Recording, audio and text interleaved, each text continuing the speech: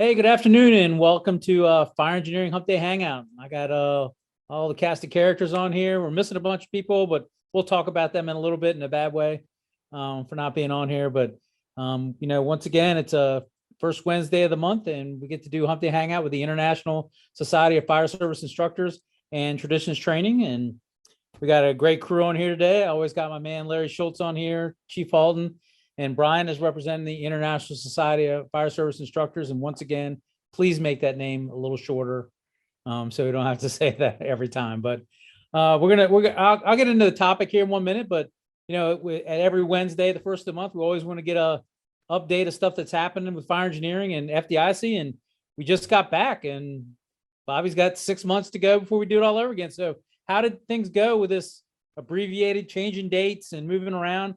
How are the numbers? How did everything go? Well, to say it was absolutely amazing would be an understatement. We had about 25,000 folks or so, give or take, at the event, which was just amazing. Hands-on training was unbelievably well done. It was just phenomenal. Workshops and classrooms, as always, you guys crushed it. Thank you all for being there and doing what you did. If you have a chance, if you weren't able to be with us, please take a look at what Steve Chikarotis presented. He was just phenomenal, just absolutely phenomenal. John Alston did a beautiful job, just an amazingly inspiring job. And then the Conley brothers, who are great friends of all of us, Larry and David, they did an amazing job. And to be honest with you, serendipity played a huge role in there. We didn't choreograph, or we don't tell anybody what to speak on. We just let people do what they're going to do. And we always advise our keynoters, please, if you're going to appear in uniform or represent your job, make sure you clear it with your job, but you don't have to clear it with us. So what you hear from these men and women that we ask to speak is what they want to share. And so those presentations were just unbelievable. And then we had such incredible interaction. The fun run was phenomenal. It was the first fun run that I wasn't cold at. So, and I'm an old person, so we get cold easily. Anything below 85 degrees, and us old guys are putting on our cardigans. So we had a great fun run. We had a wonderful stair climb. The NFFF, they always do an amazing job. If you're at FDIC, please participate in the stair climb. And it's just a beautiful event. And the NFFF is just an amazing group of people who really are getting clearer and clearer about their mission every day. And it's just a blessing to be associated with those great folks. The Fools hit it out of the park. The Fools Bash was just insane. It was a wonderful time. It was just an amazing event. And we had all of those people. So far, we heard that 3 people out of the 25,000 since then have experienced the COVID experience. But so that's a transmission rate of 0.00000000.0000000, something like that. So it was not, that although a concern and absolutely a major concern, we didn't see it there. We must have been just that, either just ahead of something or just behind something, but we didn't see any problems with that. So in case people had concerns about that, we didn't have any problems at all. So incredibly important that we're aware of that and of that disease, but incredibly healthy crowd, because apparently it was just not an issue for the crowd that was there. And our heart breaks. We heard about another firefighter that died the other day from COVID in the Maryland area. So it's an incredibly fascinating disease, and how to deal with it is truly a complicated issue for the fire service, a complicated issue for individuals. And we really ask people to get yourselves educated and consult with your doctor. Don't take advice from some politician or some lawyer or some TV pundit. Talk to your doc, for God's sakes. Trust me, I talk to doctors all the time, and they're good people. So talk to your doctor, for the love of God. So really cool stuff to talk about, especially with this group. It's now time to register for FDIC 2022. And a couple of guys, I don't know if you guys have heard of them. We got 2 guys who are going to be taking the stage, keynoting, a guy named Shaw and a guy named Mitchell. Obscure characters, but you guys may have heard, you may have heard of them. The registration is going to open up in October. So if you want to hear Dan Shaw and Doug Mitchell give their 20 minutes of fame independently, they're going to do their thing. And also Frank Viscuso is going to be doing his thing. So really amazing opportunity to hear some of the brightest guys we know in the fire service sharing their insights and thoughts. So we always have 3 great speakers. from the fire service every year. And so, next year, those are the three great speakers you're going to get to hear. In 2023, we got a really interesting character who we're asking to do a talk at FDIC on the main program. And the name is hard to spell because the dude has two Z's in his name, and only a complete jackwagon would have two Z's in their name. And so Brian is going to be in 2023. He's going to be one of our keynoters, one of the three keynoters we're going to have in 2023. So the reason we do that is we ask all the keynoters to shadow the people in 2022. So you see what it's all about behind the scenes, working with the teleprompter people, all the production stuff that goes into it. So the lovely, Brian, are you still the spokesperson for the Hair Club for Men? Are you still? Yes. I'm still a big member. It hasn't taken effect yet, but yes. I'm the president. I'm just teasing. That's the old deal. So Brian will be in 2023. So just a huge shout out to the guys from Traditions Training. And if you're not aware of Traditions Training, I'll give a quick plug for them because I know they won't. The Instructor Society, everybody listening to this knows who they are. Please, if you're not a member, please be a member. The Instructor Society, which is what I call them, Ricky, because it's a lot easier than the 32-word official name. So just the Instructor Society. It's a great group of guys and gals that will help you become a better instructor. And they're wonderful people, and they do a lot of great stuff year round. So please consider, I think it's like $25 or $30 to be a member, right, Brian? It's around $100. It's a little bit more, but it's but we're trying to make it value added. So yeah, there's a lot of opportunities there. We're gonna do some stuff this afternoon, and damn inflation with the hour and some. But you get a discount to FDIC that covers the cost of that. Yes, deal. sir. Yep. Yeah. So, the discount you get at FDIC pays for your membership. So yes, sir. So well worth doing. And then Traditions Training. If you're looking for good training in your organization, whether it's command, whether it's strategy and tactics, whether it's interpersonal relations, whatever it is, health and wellness. Seriously, the guys at Traditions Training can, if they don't do it themselves, they'll point you in the right direction. So with that, that's what we got going on. October is when it all opens up.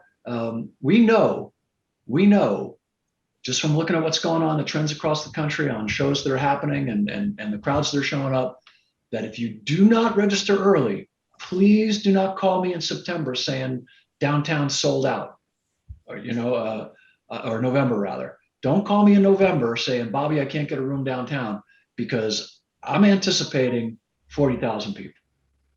And just from the reaction of the crowd that we just had, there's everybody who was at the August show is coming. And so, we're starting off with 25,000.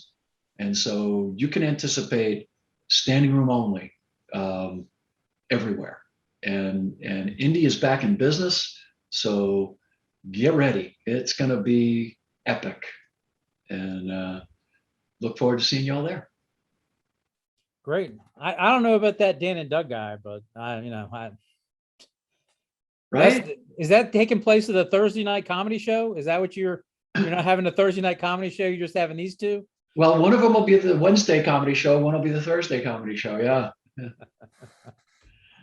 All right. So we're kind of talking about getting all this all together and working on this, is that we talked a lot and we had a pretty good show about 2 months ago about outside in fires. And I think we got a lot of good feedback from that. I think Bobby got a lot of traction with that in social media.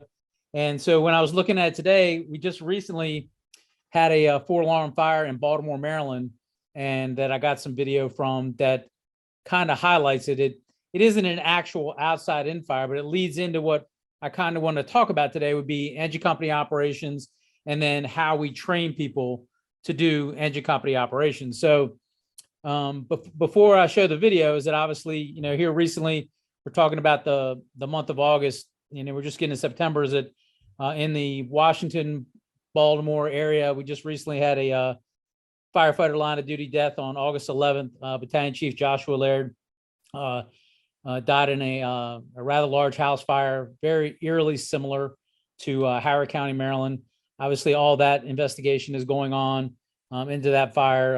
We're a couple months out from that, getting that report back out. But obviously, our thoughts and prayers are with the Frederick County, Maryland Fire Department and, the Laird family for that. So just once again, kind of hit close to home. All of us know people in that department and, pray for them. So, but when we talk about this engine company stuff, because how crucial it is, I'm going to share this video and then we'll kind of set it up here. So give me 1 second and I'll get it for you.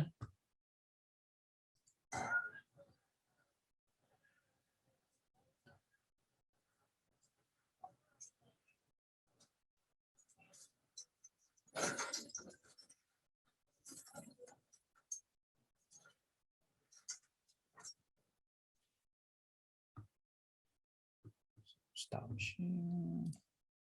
Okay, so that's a row of about 8 townhouses.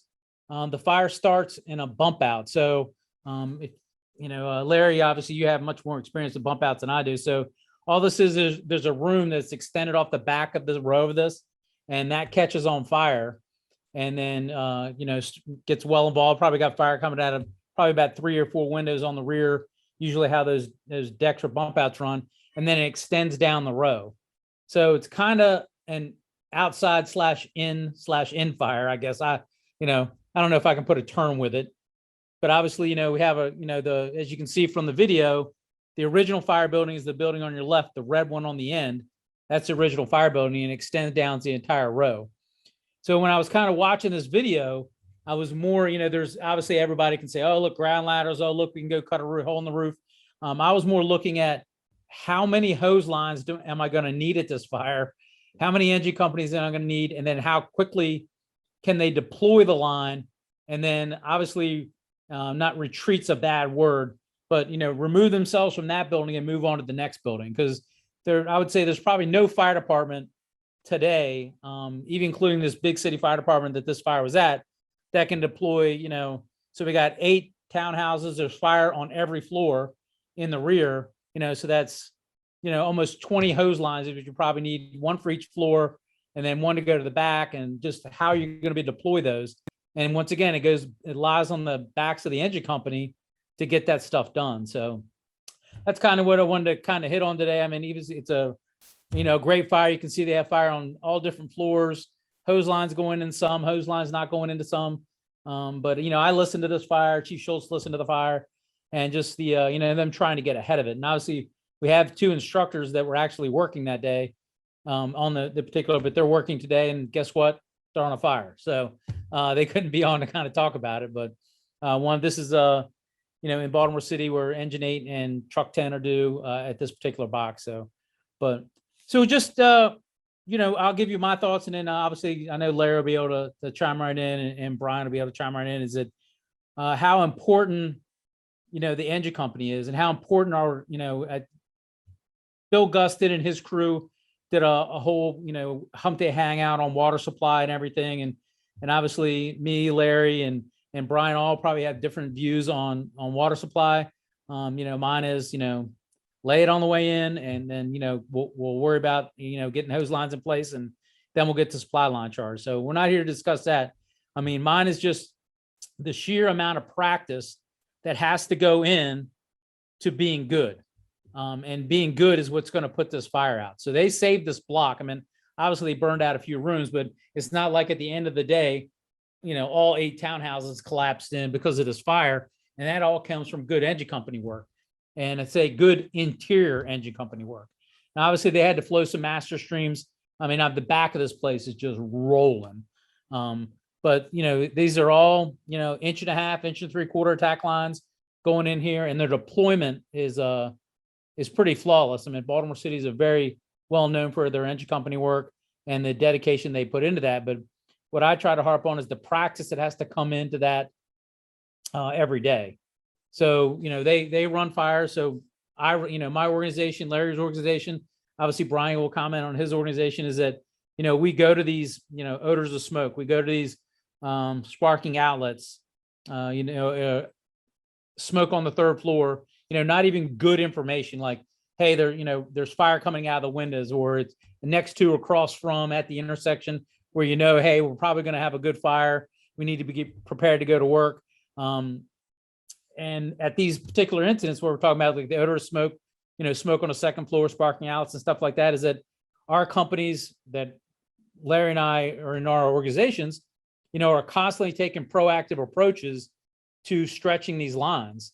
And that's kind of like the way, in my eyes, and obviously, Brian and Chief Halton can have a different opinion because, we're, the fire service is just huge in this country. And in the words of my friend, Bill Carey, you do you, so I'm not going to tell you that what Baltimore City and what I do in my organization is going to fit your organization, but I can tell you practicing stretching attack lines at real incidents where cars are at, where fences are at, where street signs are at, where sidewalks are and are not.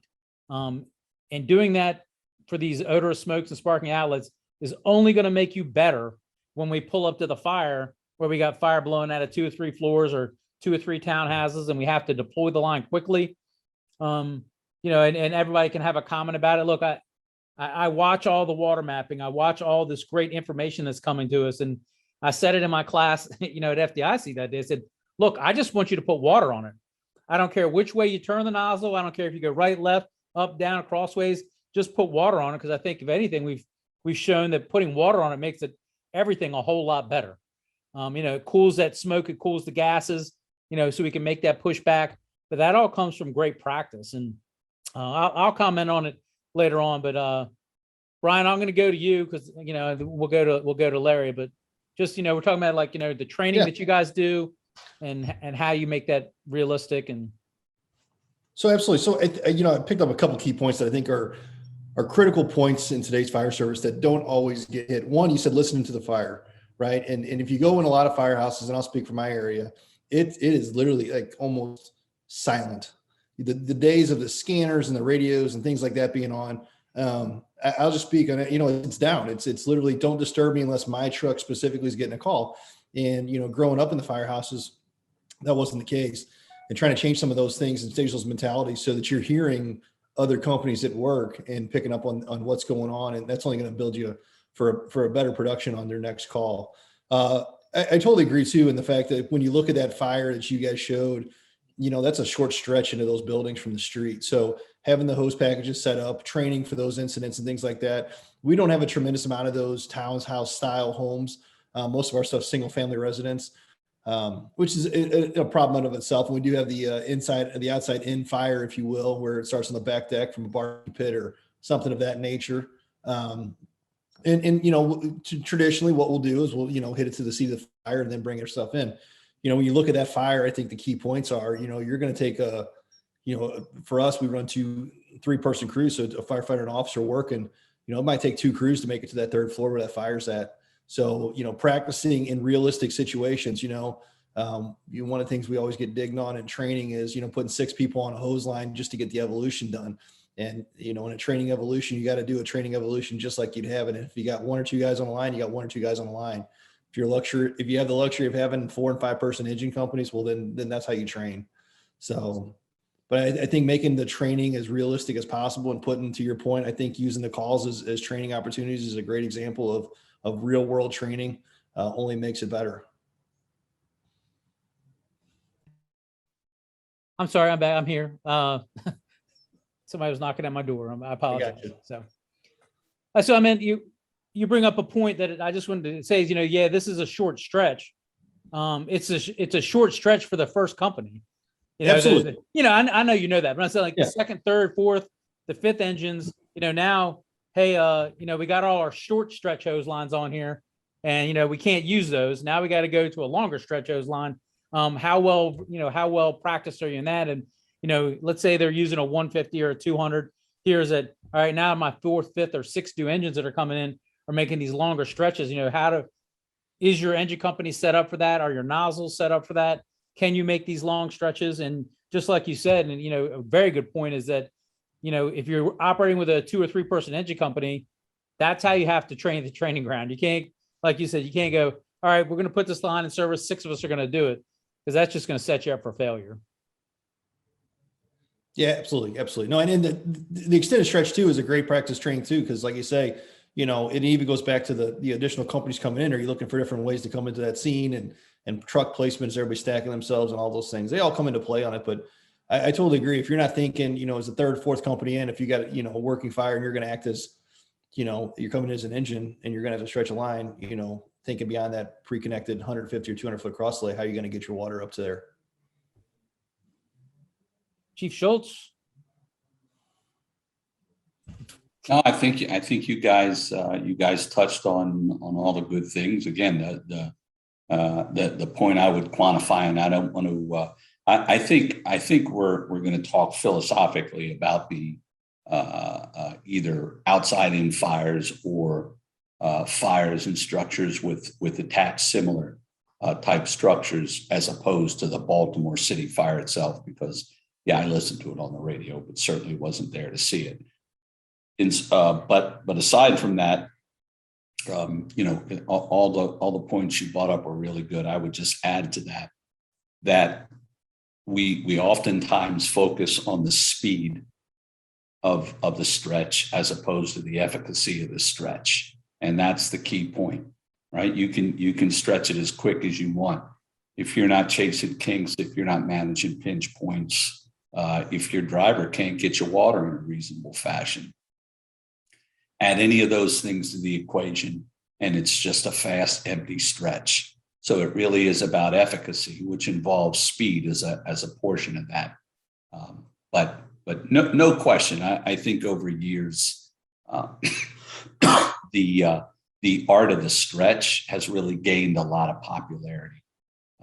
I don't know when I came on the job that there was a lot of energy put behind the speed of the stretch and those type of things. Obviously, we did that, but I think it's fair to say over the last 10, 12 years in the fire service, people that have understood the importance of the effective first line.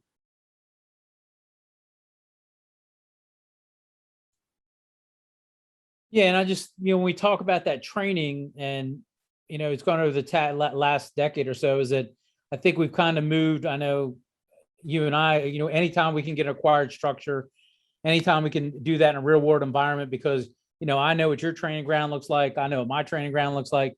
I don't know what Brian's looks like, but guess what? There's, it's a building around a beautifully paved parking lot. So there's no obstacles there. And then that's how sometimes we test proficiency. And I was just as guilty of it as anybody. Is that, when we started proficiency testing, is that we would do it at our training grounds, and there's really not a whole lot there, to throw challenges or to, like Larry said, chasing the kinks, and it's not about not how quickly you get it to the door, it's how efficiently you stretch it out, no kinks, you're able to advance it quickly, and so then I had a lieutenant at that particular time in training who asked for all this stuff. He asked to go to Home Depot and buy fencing.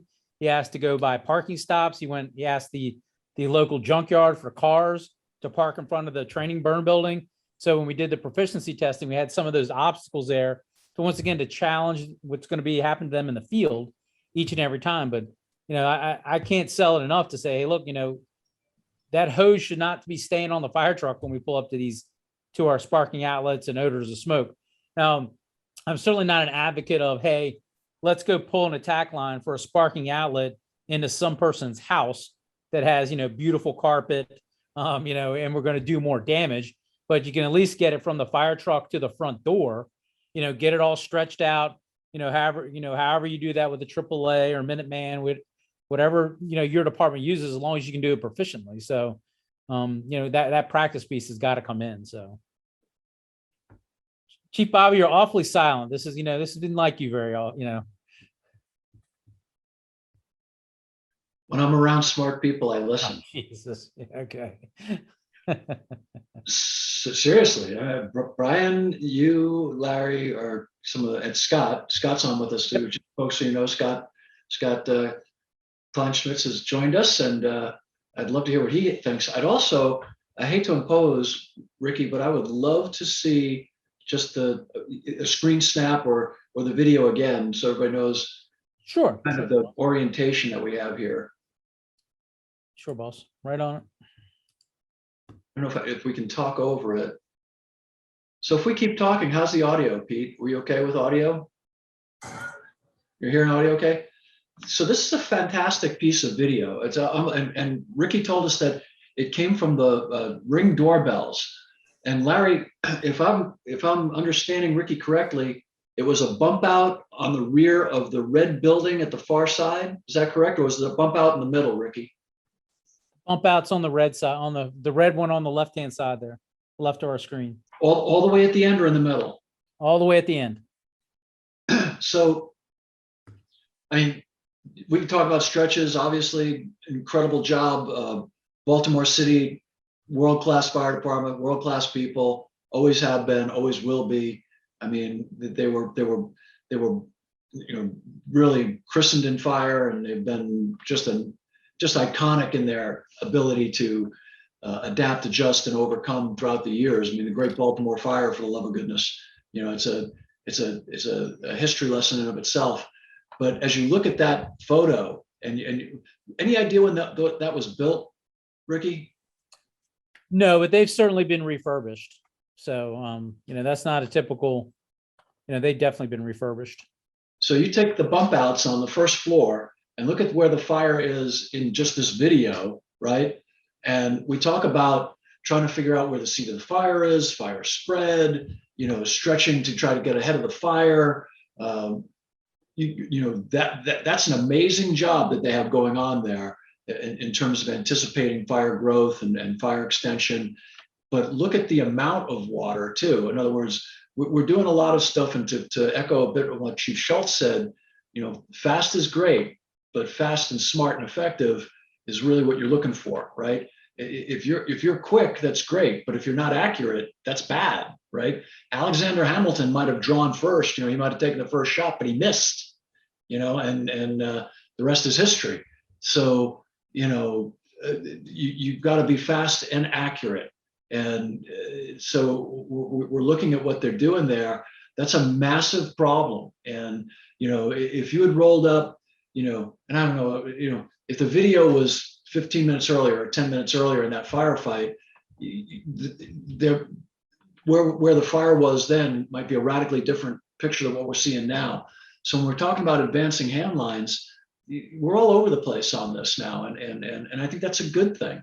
And I don't think there's any hard, fast rules for anybody. Certainly if the first due engine company in Baltimore City had chosen to go on tank water, no one would have been throwing stones at them if that company officer's assessment thought he could get ahead of it. And then conversely, if they decided to lay in, I don't think anybody's conversation would have a problem with that.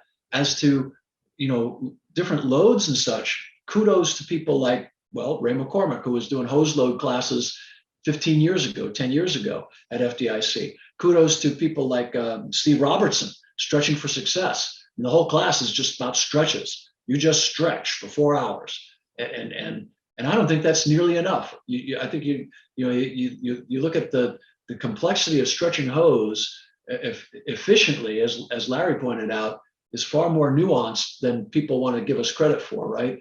And developing the ability to do that and foresee the problems, even just pinch points on stairwells, pinch points in hallways, just the elevation issues alone. And then when you talk about the role of the engineer and having maybe a company assigned to water supply, in that particular case, you've got potentially 12, 15 hand lines operating.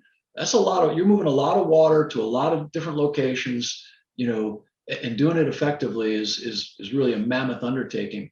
And so it's a fascinating piece of video. I just love the fact that Baltimore was so kind to share that with us. And it tells you how quickly a fire can spread, and where, an occupant, if I was the occupant on the far left, to my left on the screen, or the far right rather on the screen, as I'm looking at it on my computer monitor here, I might think I got nothing to worry about. Oh no, you got plenty to worry about,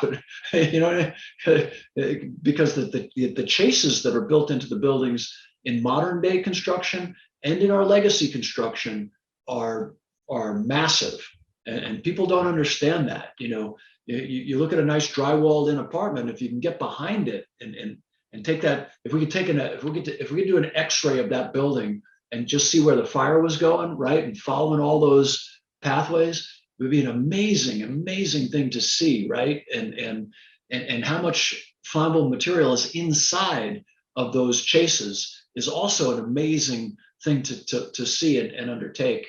So I think that stretching and having stretches placed prescriptively, in other words, ahead of the fire, that there's a whole nother art form, right? It's almost like the fire RIT team. Like you're the crew that's being assigned to the building on the far right that doesn't really have any fire showing in it at all right now, might be just as important as the people who've got, you know, fire blowing out the windows in terms of controlling that and saving property and protecting lives and all the rest of it. Obviously, you want to evacuate before any fire got there, but even doing an evacuation, getting ahead of getting all those folks out, that's an amazing piece of video. We were commenting before we went live as to the fire almost looks like it's simulated, but that's real fire. And that's going to take a lot of water to knock down. I mean, like a skin fire, and there was another skin fire just recently. Trying to think of where it was. There was a building that had a skin fire, cladding fire. Italy.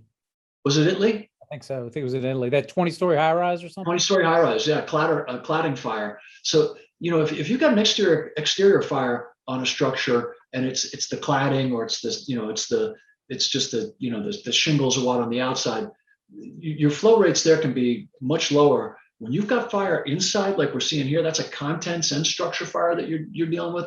Those contents are producing a lot of energy, and that's what's articulating into the structure and pushing that fire further throughout that structure. That's a lot of water you got to be delivering. So those men and women on those lines, they're probably operating with those lines open. You know, they're as best they can consistently. So I think that stretching for success, Jeff Shoup's engine company class, you know, the traditions training class on handline, you know, movement, get anybody you can into your organization. The reason I like to push all of these groups that are out there training, even Sam Hiddle Hard from the Yard training company. I'm just teasing. We're making fun of our good friend Sam Hiddle. Irrespective of who you have, I don't care if it's Aaron Heller or friends from Traditions Training or Jason Holman's company, forgetting the name of it. It doesn't matter. If you can get some outside guys to come to your location, you know, it's the old adage out of the Bible, you know, a prophet is never a prophet in his own hometown, right? So, you know, Jesus said that. Hey, Jesus showed up and everybody said, hey, you're from here, you don't know what you're talking about. And that didn't work out well for them. But so it's the same thing with us, right? It's always nice. And it's also nice to hear a variety of voices. Like you bring in Steve Robertson and his guys, then bring in, you know, the Traditions guys, then bring in Jason and his troops, and everybody's going to give you that little nuance, you know, or you're going to hear something a little bit differently, or maybe their accent, you know, because they've got a Southern accent, you think they're smart, or, you know, they got an East Coast accent, so you think they're experienced. Whatever it is that resonates with you, good for you, good for them.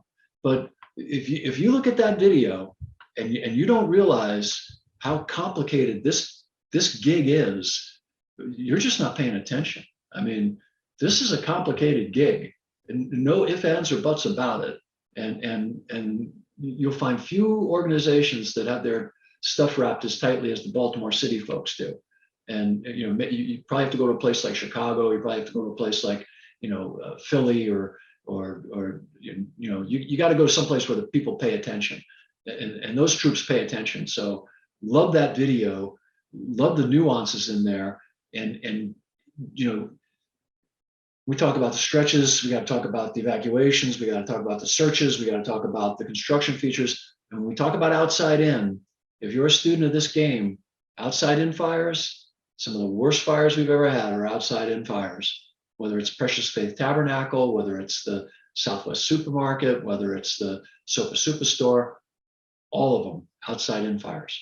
And they're fascinating fires because the building has ways to make that fire move, and when you can't see it moving, doesn't mean it's not moving.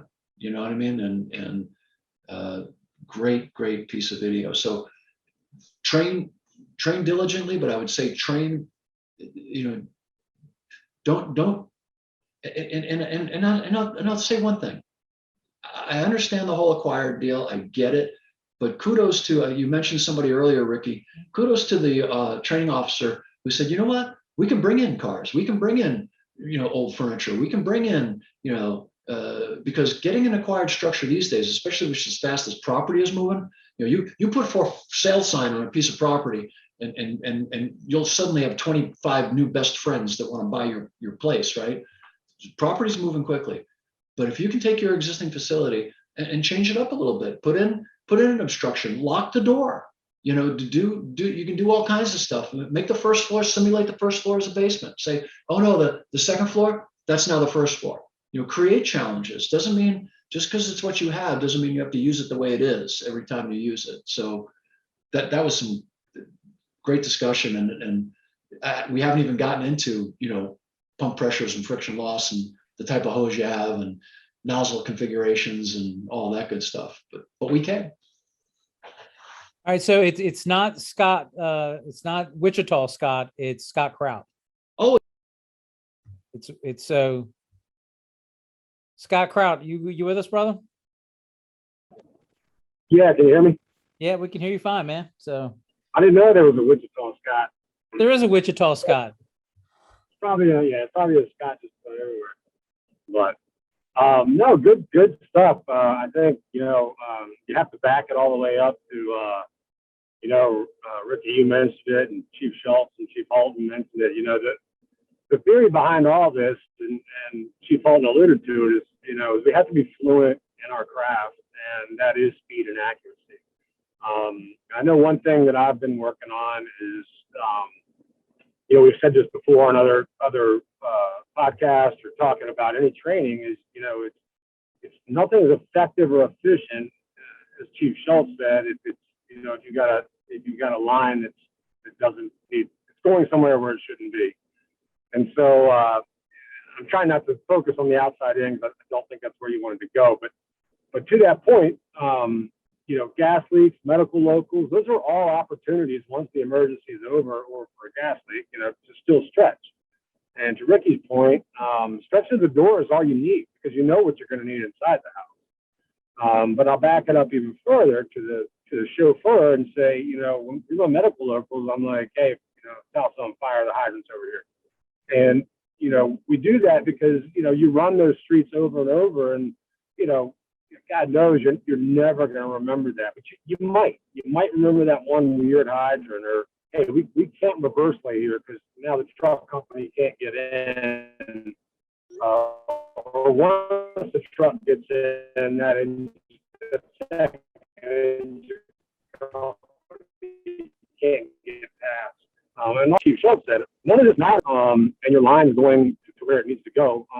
So a lot of what we've been doing is, my guys know that the shoulder load stays on the shoulder for 30 seconds while I at least get a lap in. I'm not as fast as I used to be, but if I can cut to the Charlie side or catch as many sides as I can driving in, I'm going to probably, especially with the garden department, there's probably going to be an adaptation, or I'm going to call an audible at some point. So I don't want all that hose, stretched out, like you said, fast, and we're at the door ready to go. And meanwhile, I'm going to change the play here in a second because, it's a terrace level garden, and I'd like to keep the stairwell clean. So we're going to go through the slider, and now you've got all this hose on the ground and you're masking up, ready to go down the steps. And it's like, wait a minute. So I think part of that whole process is slowing the incident down. And that's that first engine officer's responsibility, is to not get all excited about, I got a plume in the sky and all this other stuff. Just let it roll, and give direction to those companies that are coming in that, hey, look, it might, first engine might even have to give up their fire, and then the other piece to that is with my chauffeur, we practice, he's running the second line. So if we're going to Charlie for that outside in fire, if it's on the deck or the bump out, that's the initial line, and that water is flowing by the time I'm done with my lap. And now the chauffeur has got the line to the front door for the next engine. And you know what? If I made a mistake and Charlie's not that big of a deal, well, guess what? I have to give up the fire, and the second engine is going to have that line waiting for him at the front door. But that's a responsible thing to do. And you know, as Ricky said, you know, and I didn't believe this until I was an engine company guy, but you know, that the water on that fire makes all the difference in the world. You know, the search, nothing else can happen without a line. And you don't need too many line of duty deaths with a charged hose line of the accurate size and you know, the amount of water flowing that you need to flow. It typically doesn't happen. You're not dying in fires when you have, you know, for the most part, you have a charged line and it's in the right spot of the adequate length and flow. And so just one more thing to go back to those, we're starting to see those. You know, we had that large one on Richmond Highway. I guess it was March 2020, something like that. And you know, we're also getting this problem where we're using residential tactics on fires that aren't residential. They're bigger than that. They're commercial. They're large volume fires. And I think the art of stretching obviously is something that needs to be practiced and honed, but also the art of big water and not being afraid of that 2.5 line and being able to move with it, or that big punch from your deck gun, you know, and then being able to shut down, move on to the hydrant, you know, leave room for the truck, but telling that truck company, hey, look, we're going to hit this real quick, shut it down and reposition, you know, to get the most bang for your buck. So, you know, you got to look at those fires and as Ricky said, you know, whether it's sparks or gas leaks or, you know, in my case, even medical local, and go, what if, you know, what's the tactic for this thing? And then as an engine company officer, you have to be able to train your people to operate autonomously while you're taking that lap. You know, can you make a difference? You know, and is it going to be a wet stretch or a dry stretch? What's going to be more effective? What's going to be faster? Do you flow the water into the window and then now run that charged hose line into the house, around the corners, up the stairs? Or do you give it a second and just stretch dry as long as you can and then fill her up, you know? So all good stuff. All right, Scott, it certainly gives a lot to think about. I got to go, you know, now that Scott mentioned some of that, I'm going to give you another picture for discussion. And this was a recent fire in the jurisdiction where it's a 3 in the front, 4 in the rear garden apartment building. And the fire starts on the bottom floor in the rear. So there's 4 floors. When they arrive, there's 4 floors of fire. And once again, we talk, like Scott said, is it where we're going to put that first line, how we're going to operate, and how we might have to give up that fire. So let me show you this picture real quick. And so can you guys see that picture? Got it. Okay. So this is this is the rear. So the fire starts on the very lowest floor and extends up the exterior wooden balconies, and it makes for a very, very dramatic fire. Non-sprinklered. So, you know, fire extension is very likely inside of the living area. So, you know, you got to give a lot of credit to the first due engine company at this particular fire. They chose to extinguish the fire from that rear side of the building using one of those mini monitors or blitz fires or whatever it is. They, you know, large volumes of water to knock down that fire. The piece that, you know, and I'll go to Larry when I get done and go to Brian, is that certainly, you know, just because of the way the department operates with staffing levels and the amount of units that are going to collapse on the scene in a certain time frame, you know, incident commanders and people are able to go, yeah, we can apply the water to the outside of the building, but at the same time, we're deploying, you know, attack lines in the front of the building and still doing our searches.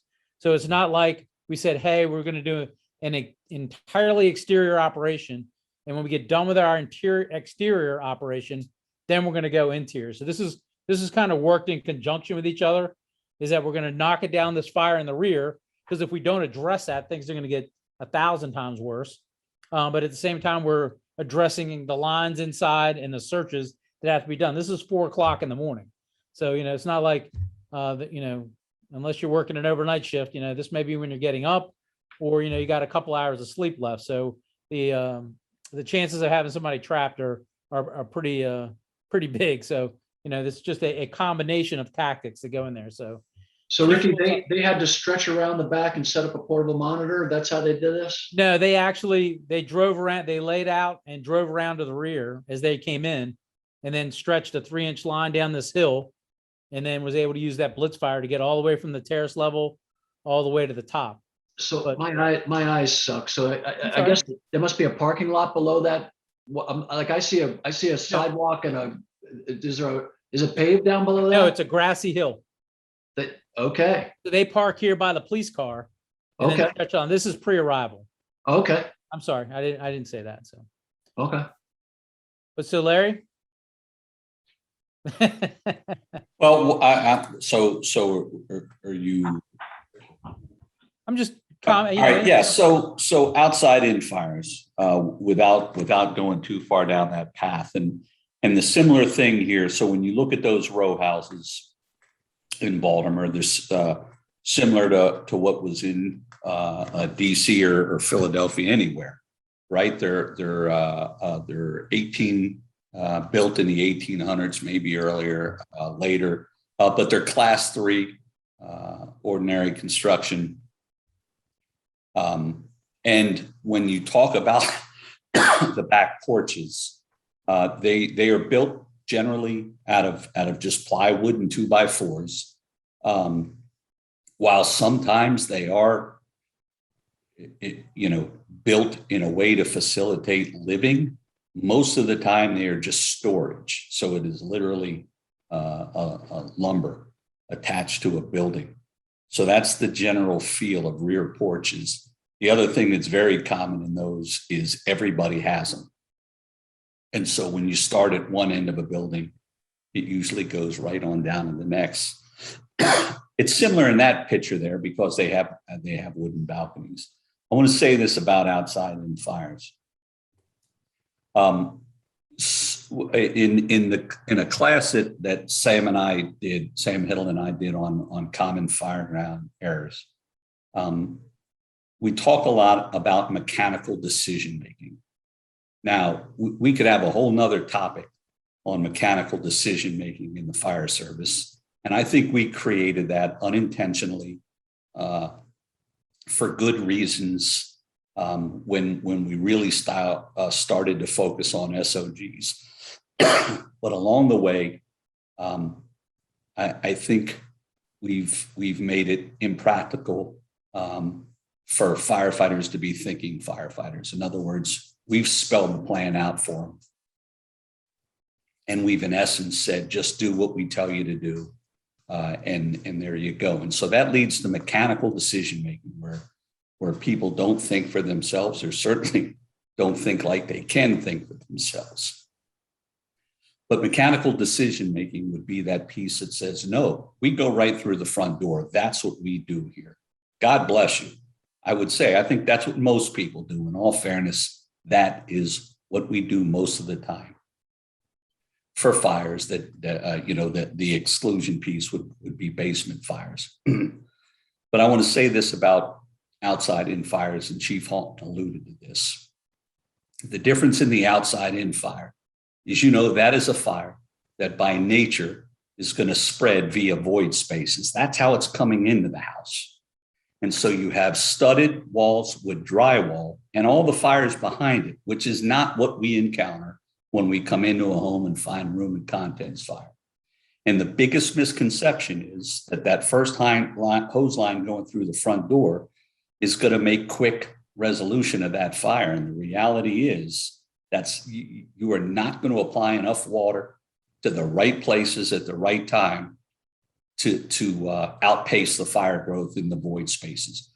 So I think when Chief Halton brought that up, that was a key point to reinforce. You are not going to put that fire out quicker than it can spread through the void spaces.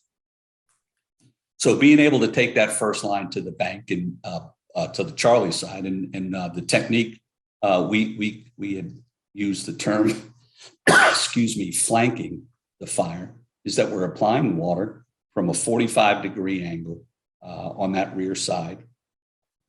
We're not flowing a stream into the windows from the exterior. We're literally flanking, and it is a highly, highly successful technique. The benefit of flanking the fire is that you can then support that line with those interior lines and the interior operations to get the search and everything else done. Don't be fooled into thinking that by making that push into the front door, that you are going to extinguish that fire on the rear. Sometimes you will. Sometimes you'll get lucky and you do it. But know this, you won't outpace that fire in the void spaces. It will eventually wrap around and give you a big kiss. So I guess, and I'm sorry, Brian, I know you were talking about residential and what your building stock is. So just so everybody understands, so this is a fire at 4 o'clock in the morning where our particular organization will put 30 people and 2 command officers on the scene in less than 6 minutes. So, you know, they are able to do those tactics because of their staffing, their response times, where the firehouses are located. So, I mean, that tactic worked for them in their area. So, Brian, I just want to make sure, you know, I didn't want everybody to think that if you have 2 and 3 person engines and you got spaced across, you know, firehouses that are far apart, you know, is that tactic going to work for you? So, but Well, so I'll say this, you know, interestingly enough, so even if we have homes that are 24 to 3,200 square foot, 2-story, you know, type 5 construction, right? So that occupancy right there looked like a pretty new construction type. I wasn't there obviously or anything like that, but that's a condominium complex. And to Chief Schultz's point, you know, you got to get to the most basic fundamental, which is we always teach, is get to the seat of the fire. The seat of the fire is where that thing started, which was on the back. And so the quicker we can get water applied to the seat of the fire, we can start to control the spread. You know, I go back to my neighbor who's a carpenter. He gave me a great life lesson a long time ago, 20 years ago when I moved in, was make every step count. And in the fire service, you know, a lot of times, to Chief Schultz's point, we just get this automated thing, like we go through the front doors. And if you watch carpenters, you watch laborers, you watch people in the true trade business, they walk and move with purpose. There's very few steps on a construction ground that are taken without purpose. Whether it's when they move across and they take stuff, they take all their tools because they're not going to come in 3 and 4 trips. They're very purposeful. And so it's always resonated with me. And on the fire ground, when you look at that and you make decisions, you have to make purposeful decisions, both at the firefighter and the company officer level. And so looking at that fire, you know, in my eyes, there's the solution is, yeah, let's get a line to the back of the fire, you know, have the next in company, you know, if needed, get an additional line, or go to the interior and start to suppress that fire on the interior, because you know you're going to have spread interiorly. So I completely agree with everything you guys are saying. I think we're all doing this sort of the same thing. It's just a matter of, to the points we've made, is, you know, looking at what your building stock is, looking at where you're going, and making the best decision off your experiences in your training, and taking the opportunities that you can when you go on these calls in these buildings to look and say, okay, what would we do if this, that, and the other, and play it out. That's the best training, better than any, you know, scheduled, skilled, or anything training you can pull off, is to actually do it on your real stock buildings. So, I mean, like, so Brian, I mean, one of the things Chief Schultz taught me a long time ago was you know, I thought that everybody put fires out like I put fires out. And he told me that wasn't so. And he's taken me a lot of places that have proven that. So, I mean, you know, so I gave you the staffing levels and timeframes. I mean, how many tasks in your organization, you know, what would you have to change? I mean, for your department. No, so like area. that, if we get that fire in our area, if I get that fire today in my town, you know, I'm going to sign the first 2 companies to get a 2.5-inch line to the back of the building, because in all truth and honesty, if I can't roll to the back of that with a truck, I know that's going to take a crew of 4, you know, to move a 2.5 and get it in play and actually start flowing water in an effective manner. And still have eyes on the building, right? You know, I can't have 2 guys, the company officer, the firefighter with a nozzle and backing them up, and still truly have a set of eyes on that building. So I'm going to assign 2 companies to that. Then I'm going to assign the next 2 companies to make an interior. And, you know, that fire for us in our world is going to escalate to at least a second alarm, if not probably a third alarm assignment, just given the gravity of the nature of the tasks that need to be completed in a very timely manner. I'll get those resources coming quickly, but our trucks are coming, you know, our first alarm assignments on scene, total of 6 companies in a matter of about 12 to 15 minutes. So we don't have an issue with that. It's just our staffing levels. You know, we're staffed at 3 on a truck, we run combinations of ladders and engines and things. So we do an arrival order type matrix. Yeah, I think sometimes when, and Bobby alluded to all these different training companies, or when you go to FDIC and, I want to go hear some guy with a New York accent. I want to go hear the guy with the Boston accent, or whatever accent I want to go hear, is that, they're talking about their experiences and their fires. And, listening to Mike Champo talk, Mike Champo's fires nobody has fires like that other than LA. I mean, fires like that where they can descend so many units and so many people in such a quick time, other than, the big metropolitan cities, the LAs, the Chicagos and stuff like that, is that, I'm going to pick up a piece or two from their class and, maybe I'll be able to implement it in my organization. But, broad stretches that, I can't show up with 50 firefighters in less than 4 minutes, and I can't do multiple things. Just like Brian's alluding, he's got 12 to 15 minutes to get, his effective fire force there, and what he's got to pick and choose what he's going to do at that fire, the picture that we showed, in a sequence that's going to match his arrival time. So, just a matter is that I just think some people get so honed in on their geographic area or what this fire department's doing, what that fire department doing. They don't take into account all these different things that have to happen, or, staffing, fire apparatus, Bobby, hose, nozzles, people's abilities. And that's that part that, at the beginning of the session that, if we don't practice this, with Brian's fire department, if we don't practice stretching a 2.5 to the rear, we don't do that till this fire happens, that's going to be a failure. And I'm sure that's not the case in Brian's fire department. I'm just saying, sometimes I don't think we practice enough what we need to do.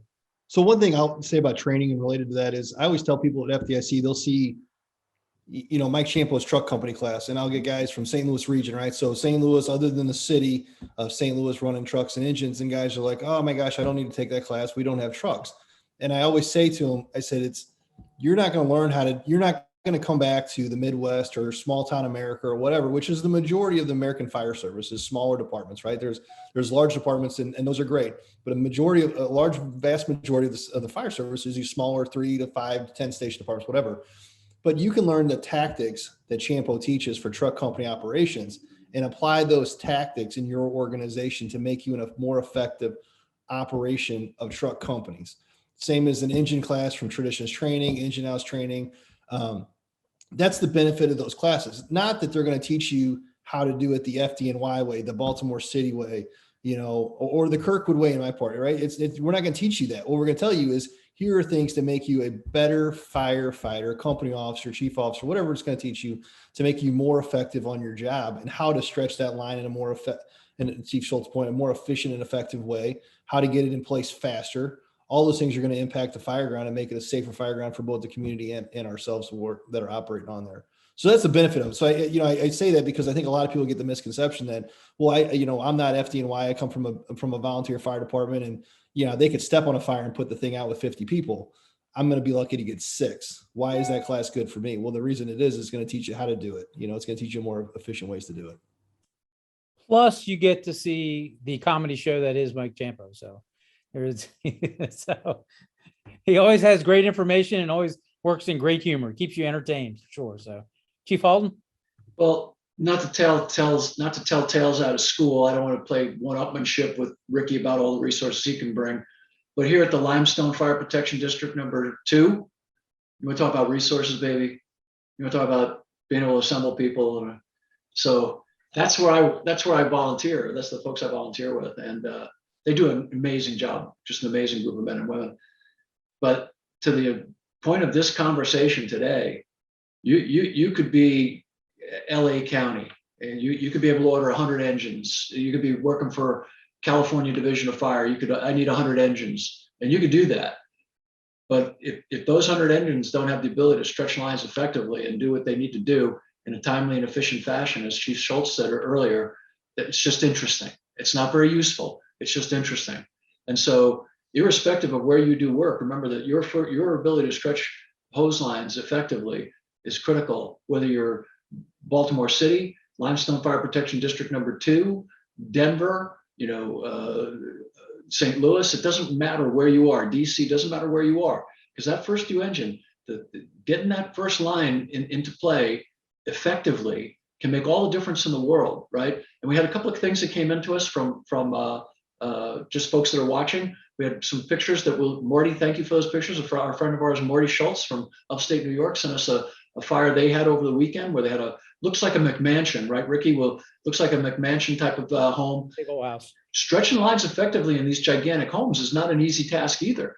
If you're stretching a line into a house that's 4,000 square feet or 5,000 square feet, that's a big home, and that can be a daunting task, especially if it's like a center deal where you've got a staircase in the middle and you've got rooms wrapped around that. You've got all kinds of issues with fire spread in that regard. And from Jim Scott, Jim added that you throw in some cellulose insulation in those walls, and you've got a fire in the walls. You're gonna have a fire that's going to be creeping for a long time, and that's a lot of. You were just talking about Mike Champo. That's pulling a lot of drywall off a lot of walls to open those walls up, and you've got to know what you're doing. You've got to pay attention to it. And to Brian's point, you still have to do the truck company functions, even if you're taking those tools off an engine. Those functions have to happen. You've got to open up the building. You've got to force the doors. You've got to find the fire seat. You got to find the location. You got to remove people. And engine companies are all. Oh, and Nick Salamet. Boy, I wish we could just send you the link. Basic fundamentals is the foundation of training for all firefighters in all departments. What we do beyond the foundation is how we customize operations from department to department. And that's a quote from Nick Salome. And Nick, thank you so much. If you don't know who Nick is, there's an incredible gentleman in of his own right who teaches at FDIC and writes for us extensively, and just an outstanding human being. But he's exactly right. In other words, take classes from everybody, because you can customize that to Bipperville or Bobberville or Kipperville or Copperville, to quote Mike Mulligan and Mary Ann, the steam shovel story from your youth, if you had a youth.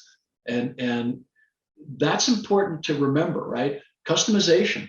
The secret strength of the American Fire Service is that we're local. Government governs best when it's closest to the people.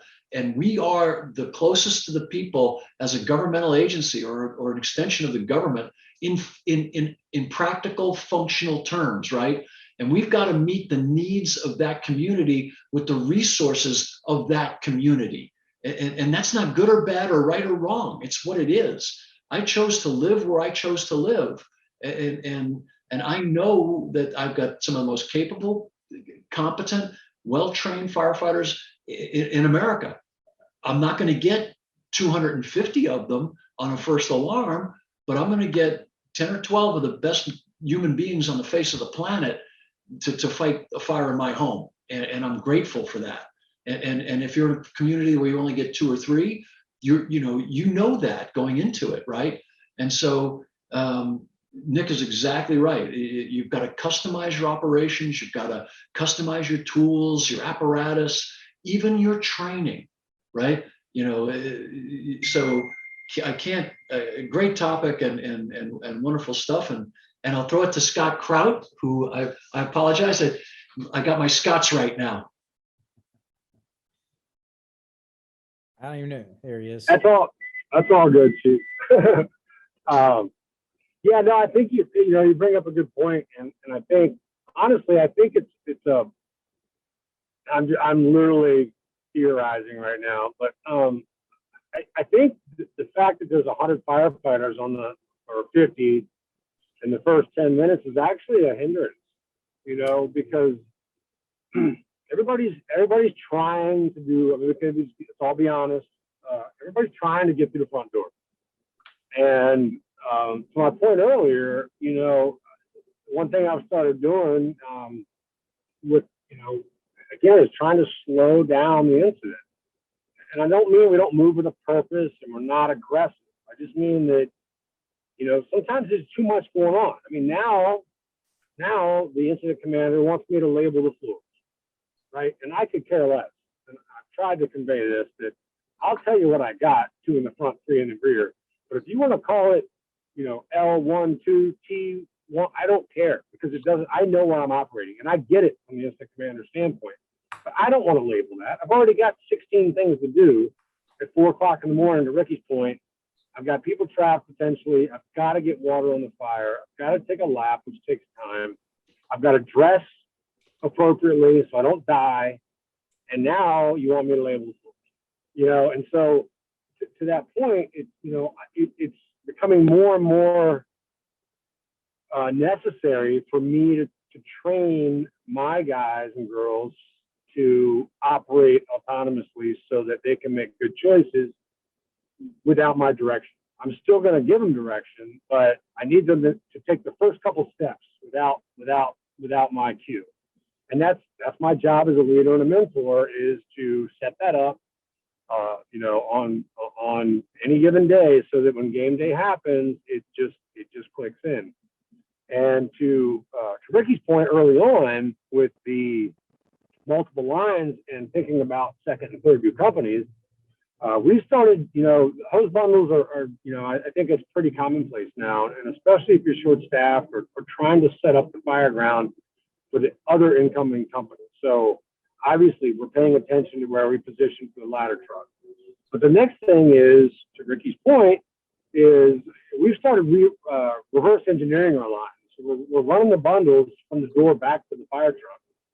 And then the chauffeur will make up the difference. And a lot of times what that means is running a 3-inch or into the courtyard, especially for a garden apartment, and putting the gated Y on it, so that the second in company doesn't have to stretch 600 feet, that they're set up for success. They can now bring their own bundles to the game, attach them to the Y, and go to work much more effectively. And that's, obviously that's incumbent upon me to relay that message over the radio, that we've got a line in the courtyard, bring your bundles, and let's go to work. All right, Scott, I know we got a couple minute break here before we got a hard stop here from Pete. So I think you finished your thought, and I hope we didn't cut you off. But so Chief Schultz, everything good there in South County? Because, my house is down there. I'm kind of worried. So tornado warning good? I think he's locked up. Yeah, I think he's locked up. There's a tornado warning down by his house. So, so I'm a little worried.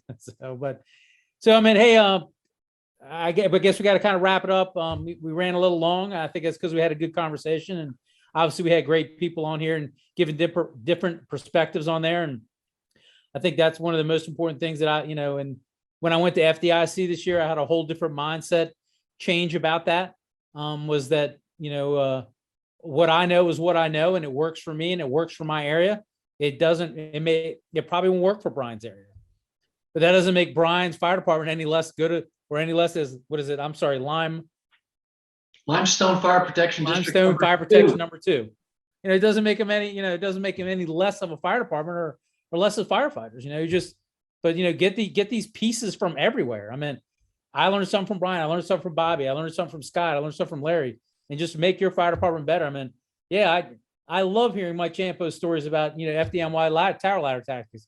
Do I get to do them every day or every 2 years? No, but man, the day I get to do it, it's going to be a great day, because, I'm going to be able to take a bunch of pictures and send them to Champ. And, I just can't talk enough about how we have to be inclusive of the whole fire department. You just can't think in your geographic area. So I know we got to get off. Pete's giving us the high sign here, Bobby. So Brian, thanks for coming on for the fire service instructors. I'm not going to say the first part. And Bobby, as always, we appreciate you, Fire Engineering, and the Clarion Events Group, for allowing us to do what we do. And yes, sir. One last thing, Ricky, if everybody just remember to keep those 13 incredible families of the servicemen that were killed in Cabal last week in your thoughts and prayers. There's probably no more difficult time in the life of any family than to find out that their service member has fallen. So please keep those moms and dads and brothers and sisters of those brave men and women that we lost in your thoughts and prayers. And thank you for tuning into Fire Engineering. All right. That's it. We're not going to say any more.